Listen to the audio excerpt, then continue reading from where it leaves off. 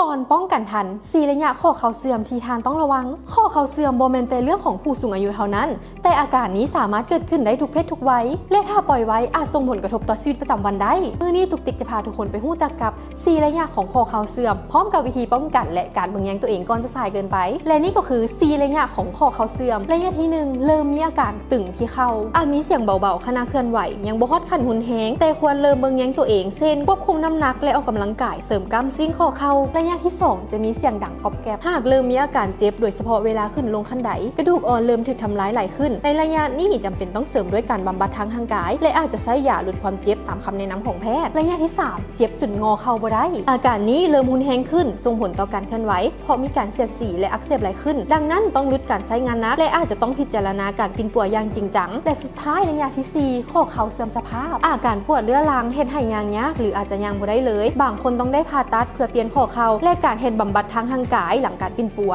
สำหรับปัจจัยเสี่ยงที่ต้องระวังก็คืออายุเพิ่มขึ้นน้ำหนักเกินมาตรฐานและการใช้งานข้อเข่านักเกินไปดังนั้นต้องเบิ่งแยงตัวเองก่อนจะช้าเกินไปเช่นควบคุมน้ำหนักออกกำลังกายอย่างสม่ำเสมอหลีกเว้นกิจกรรมที่เฮ็ดให้ข้อเข่ารับน้ำหนักหลายเกินไปบำรุงด้วยอาหารที่มีคอลลาเจนและแคลเซียมถ้าหากทานเริ่มมีอาการเจ็บเข่าอย่าได้เบิ่งข้ามเด็ดขาดยิ่งหู้ไวยิ่งป้องกันได้ง่ายเพราะสุขภาพที่ดีต้องเริ่มต้นจากตัวของทานเองเสมอ